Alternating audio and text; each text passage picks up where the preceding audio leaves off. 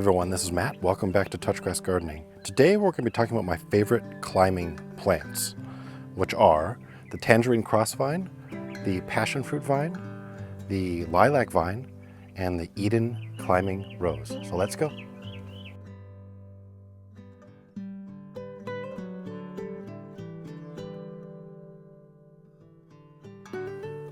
So this is the Tangerine Crossvine, which is my favorite vine that's in our yard. Just because in the spring it's this explosion of blooms. We have this on a steel trellis, which is about 8 feet tall by 6 feet wide, and it just covers the whole thing. And I really don't have to prune it at all. It just keeps regrowing and blooming like this every year. I mean, this vine is at least 10 years old. I'll show you the trunk in a second. It's super thick. And it's just a regular bloomer every year. And it stays evergreen when it's not blooming. So it's actually just a wonderful plant to have, especially in this type of area where everything is reasonably just stays green. But then this is the highlight of the area with all these colors. So I'll show you the trunk and you can see that it's just one vine for this whole area. So if you come back here, you can see where it was planted behind the steel trellis. And the original owner actually left the nursery stake in here, so it's very much wrapped in there. I'm not gonna try to pull it out at this point, but you can see, like, it's just a thick vine, and it's doing well in the sense that it doesn't need any type of babying. So this is one of the vines that I like because I really don't do much with it. I just fertilize it once in the spring. I don't prune, like I said, and then I just let it go. And the other thing about vines is that you really want to keep the bottom where it goes into the ground, this area, a little bit more protected, with mulch or like here with shade. I have some ground cover. And then the vine itself to be in the sun. And this is planted in an area of my yard where in the winter, it's mostly shade, but once the sun is more fully up in the sky in the summer, it gets full sun. And again, the vine itself and the trellis, how it's positioned, pretty much protects the bottom where it goes into the ground, because you don't really want that to fry, but vines generally do love sun. And so that's why I really think this is well positioned, and it's a regular bloomer, and is one of the most beautiful plants in my yard. So this is the Tangerine Crossvine.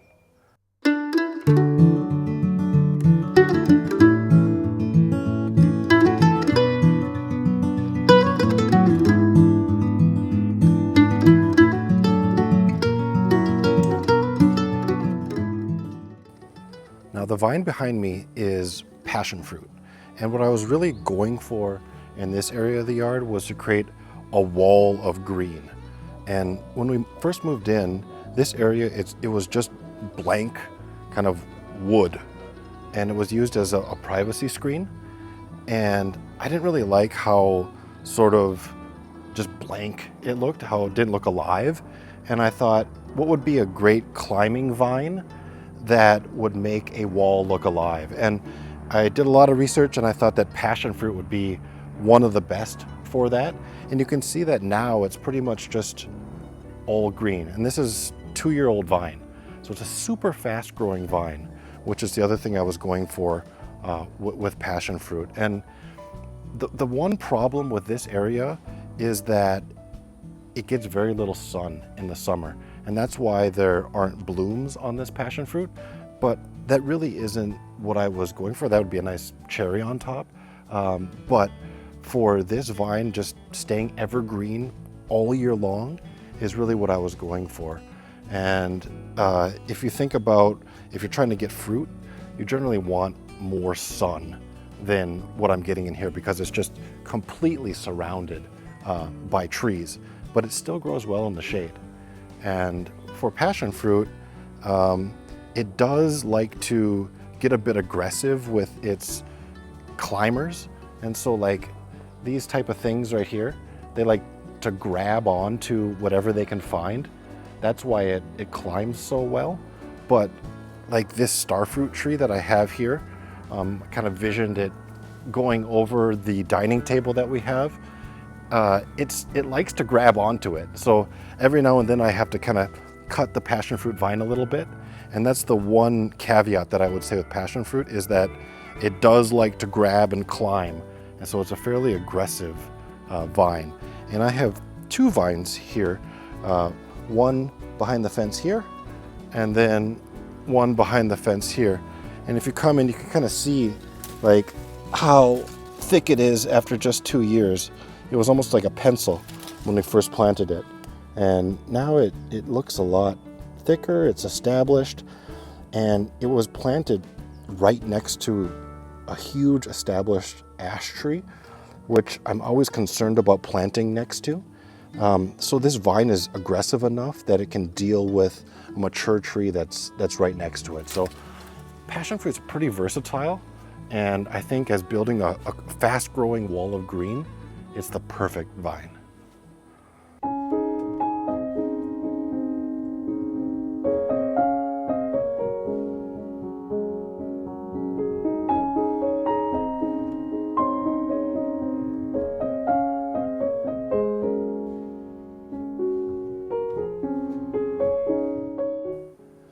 So this is our Eden climbing rose, and this is in our raised bed area where we put these two white trellises in that just add a ton of volume to the area. And we've tried things that, die off each year, like loofah or other vines, but they're just such a mess to deal with. We have to cut it all out every year.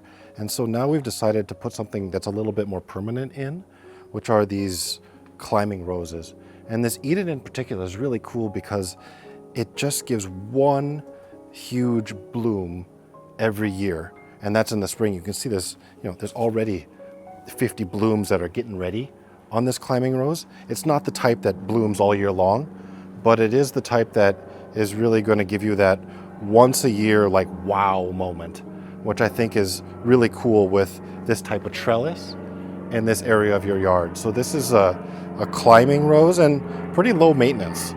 And even in the winter when it doesn't have its leaves, it still looks great. So I'm a big fan of using climbing roses for areas that, you don't necessarily know what to put there, and it's still pretty versatile. So we have climbing roses here and other areas of our yard, but this Eden climbing rose is our favorite just because of the amazing looking blooms that you get once a year.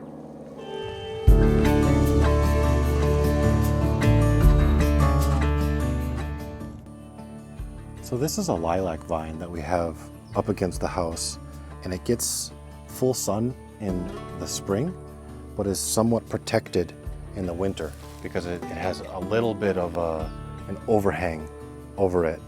And the greatest thing about this vine is it's the first thing to bloom in the yard. So in about February, it just turns completely purple and is covered with bees.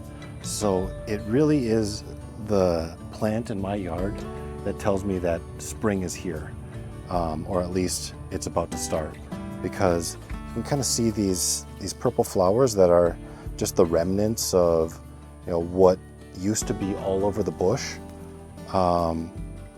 It kind of is the end of it. So right now we're at the end of March and it's pretty much done blooming, and then it's just going to look like this for the rest of the year. But when it is in full bloom, it's just one of the most beautiful plants in our yard. And this has kind of not been taken that well care of. It should be on a trellis, kind of like my Tangerine Crossvine. But right now, you can see that it can just exist as kind of a ball where it keeps growing on itself. And then it'll kind of put out these feelers. And I haven't trimmed this in 4 years.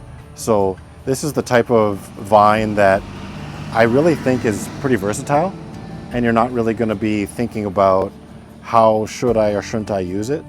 But it is one of the most beautiful vines in my yard. So I really highly recommend this lilac vine because you're not going to get a lot of lilac looking things in a climate like ours in Arizona. And so this vine is still hardy enough that it can give you that purple explosion of blooms that you're looking for with vines. So highly recommend this lilac vine. So this has been my favorite climbing plants. Let me know which one is your favorite, which one you think is the best climbing plant, and which one I might be missing from my yard and what I should plant next. So if you like this video, hit that thumbs up. If you haven't subscribed yet, please do so. And then let me know where you're coming from, where you're planting, and what you enjoyed about this video. Thanks for watching.